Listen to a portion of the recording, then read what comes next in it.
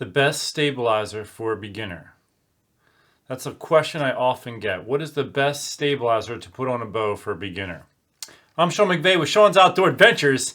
In this video, I'm going to talk about stabilizers for compound bows, or actually any kind of bow. And in particular, though, compound bows, I very often get the question, what is the best stabilizer for me to use on my compound bow? So I'm going to upgrade my Dragon X8 Pro package here today. The bow comes with a stabilizer that looks like this or something similar. A lot of these types of package bows will come with a stabilizer, like your Bear Cruiser G2, Bear Legit, and it'll just have this basically almost weightless rubber stabilizer, which really, to be honest, in my opinion, is just the manufacturer's way to say they have a stabilizer, an added extra accessory for the bow. But this is so light, it really does virtually nothing. May absorb a little bit of vibration, but probably not even a noticeable amount for a human being. So that's what comes with it. I have on the table here multiple stabilizer configurations to point out to you, and so I'm going to talk about which one should you pick for your compound bow. Okay, starting on this side, if you are going to be shooting in competition, you may want this style of a stabilizer configuration. It's also going to depend on what category you're going to shoot in. If you want to shoot, let's say, bow hunter class, most regulations where the stabilizer attaches to the bow, which would be right here, it cannot protrude more than 12 inches from the attaching point. This particular set with the weights, let me just point this out. These are weights screwed onto the end, so you can unscrew the weights. I got them on too tight right now. But you could unscrew those, and that will modify the balance of the bow. So if you picture this as someone walking a tightrope, and they have a balance, you have attached to the bow here, it's going to protrude back from the bow and out to the front. This would be another configuration, only more geared toward a hunting setup. It's shorter. This is an 8-inch stabilizer. This is a 4-inch stabilizer. Some people will do 8 and 6. Some people will do 6 and 4. This is an 8-inch and a 4-inch, but the attachment piece on this particular one is so long, that's why I just put a 4-inch on there. The attachment piece here is not as long, so I could go with a longer stabilizer there. But this would be more suitable for like a hunting rig. This is going to add a lot of weight to the bow, but it's also going to help balance the bow for shooting. So this here is a sidebar stabilizer. This is actually my personal preference for deer hunting. You can slide the attachment piece, it attaches to the bow here. I'll show you in a minute. I'll take a shot with each one of these. But you can slide this back and forth so that you can change where the bulk of the weight is, and this is especially useful for someone like me who uses a quiver. It offsets the weight of the quiver. Something like this would be, the same as this, more intended toward target shooting. This would be just a single stabilizer though, without the backward facing. And any one, like this one here or this one, this stabilizer here, they could be used as just a front-facing stabilizer off the bow by itself. However, in general, I'll just pull the Dragon X8 Pro over here. The weight of the sight itself and the attachment of the rest typically adds weight to that side of the bow. As I said, I like to hunt with the quiver on, so that adds a tremendous amount of weight. And having the sidebar stabilizer attached, it adds weight over here to help offset that. So let me go ahead and attach these, and I'll take a little bit of a shot with each one for an example. All right, for my first example, I'm going to put on here what a lot of people do is they'll just buy a single stabilizer front facing. And for me personally, this helps, but it really doesn't solve all of the issues of why you use a stabilizer to begin with.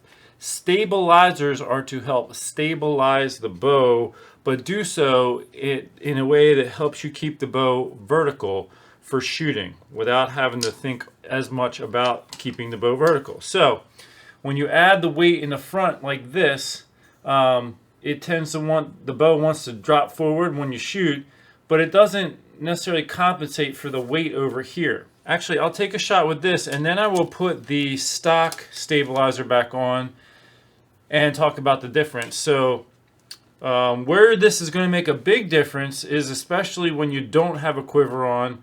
It's going to add a lot of weight to the bow. Having a little more weight actually helps you hold steady at full draw. Let me go ahead and draw the bow. So the bow wants to tilt like this because the quiver's on there, so I have to adjust for that by manipulating my hand, and that can impact your accuracy, but that's what I got to do. Okay, see how it wants to drop forward? That's with all the added weight. So having the added weight, again, it helps you it's supposed to help you balance. So when you're aiming, it kind of helps you from floating as much all over the place. So having the weight, this 8-inch stabilizer probably is around, actually I have a scale right here. Let me tell you what it is.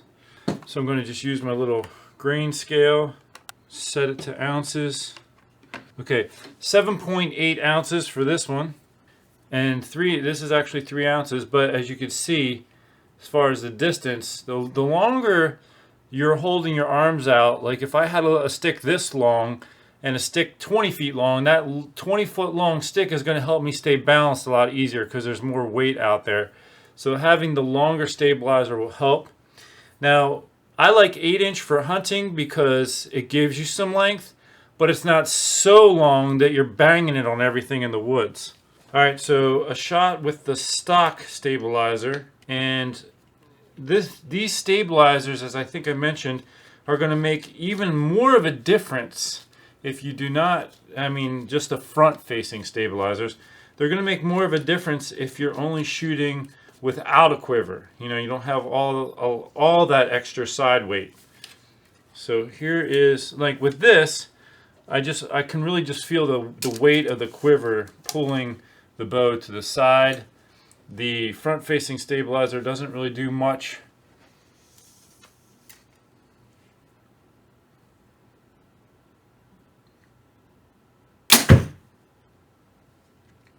Okay, and as I let go, the bow kind of wanted to tilt to the side. Let me go ahead and put the sidebar stabilizer on. All right, so the sidebar stabilizer is on. Basically, you have multiple options here as far as, right now I have it sticking fairly straight out to the side because I want to compensate for the weight over here. The more I pivot it out, the more it's going to have more of an impact of weight out here that's going to help counterbalance the bow. So when I'm at full draw, the bow isn't going to want to tilt as badly to the side. In my experience, because I always hunt with a sidebar stabilizer, if you have it slid too far forward to the front, what happens at the end of the shot is the weight just the force of the shot's going forward, and it causes the bow to kind of tilt to the side. So I learned to slide it back more and more center the balance here between, this is I think the 15-inch long model, which is what I like. And you can add or remove weights to the front and back. So I have 2 little weights in the front back and 1 in the front. But let me go ahead and take a shot with it.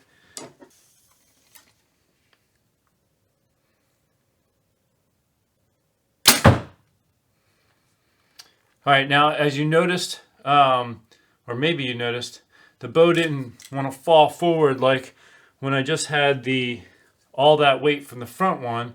It kind of stayed fairly balanced.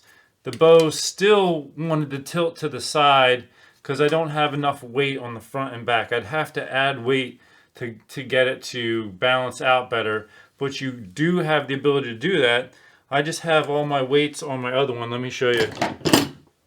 So this is my other bow setup. This is the Bee Stinger Micro Hex sidebar stabilizer. I have 2 weights in the back and 3 in the front on this setup, and that's how I'm running this one. So let me take this off, and then I want to give you a look of a front-facing stabilizer and a rear-facing. This setup right here, I may go ahead and just leave this setup on the Dragon X8 Pro and perhaps use this for my hunting setup. Now, obviously, the more stabilizers and weight you add with stabilizers, your overall setup is going to be heavier, which is not a bad thing. I actually find that I shoot better and more consistently with more weight on the bow. I had the back facing stabilizer, and then I used a longer bolt with a quick release attachment. The stabilizer itself does not have a very long, bolt end on there. And so going through the attachment piece and here, it wouldn't have gotten much bite into the bow. Plus, twisting that on by hand would have struggled to get it tight enough for it to really stay on securely. So using the other bolt that I just showed you, as I drop this, I was able to get a lot of thread in there. Hold on, I'll show you. This bolt here is much longer, got a lot more thread into the bow. And now this quick release, if you ever use a quick release, I always face the slot straight up because sometimes this can rattle loose and you don't want it to rattle loose. You're walking in the woods and it just fall off and you don't even realize it. Or if it's to the side, it could still slide out. But having it, see, because you're hand tightening that on, so it's always easy, it's always possible for that to vibrate loose. But now that is a lot of balanced weight. This configuration overall is going to give you probably the best feel for balance. It's a little heavier than a sidebar stabilizer setup, but it will give you a lot of good balance. So let's take a shot. So my quiver isn't pulling it over as badly. And you see when the shot went off, the bow didn't want to tilt that way. So overall balance, if you like to shoot with the quiver on the bow, having a front and rear facing is probably going to give you the best balance, but it is heavier. But I would say for the Dragon X8, I might just leave this setup on there. Let's take another shot.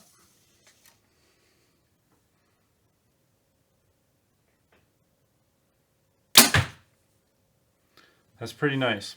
So when it comes to upgrading, like you have a beginner type of bow, and people often say, what should I upgrade first? Well, it really all depends. The stabilizer, though, is going to help you hold steady for aiming. So that might be a good consideration. The sight's pretty good. It's fiber optic. It does have a light, so you could turn that on in low light situations. So the sight's pretty good. I personally like drop away rests, so the second thing I would do, I might do stabilizers and then I might put a drop away rest on. And I might go ahead and do that because I do have an extra drop away rest laying around. And you could upgrade as you go.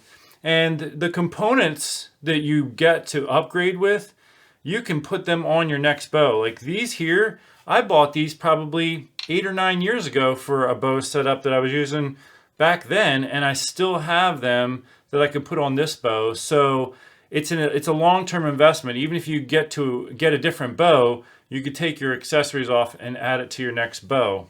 Now I'm going to provide links in the description section for this type of configuration. Actually, Bee Stinger sells a kit that's pretty nice for hunting. I like that a lot. I just happen to have this from before. I also like my sidebar stabilizer. As you can see on the other bow, I use the micro hex, but I'll provide links for the sidebar stabilizer. If you want to get just a front facing one, you can, but I don't think it really provides as much versatility in adjusting it for balancing the bow. Like this one here, I can change the angle. I can actually bring this out or bring it lower, and that's going to change where the weight is. And so this gives you a lot more versatility. So I can actually even take the front facing one off and just hunt with or shoot with that sidebar, and it's going to stabilize the weight for the quiver. It won't give me that front facing weight, but that's okay. Watch.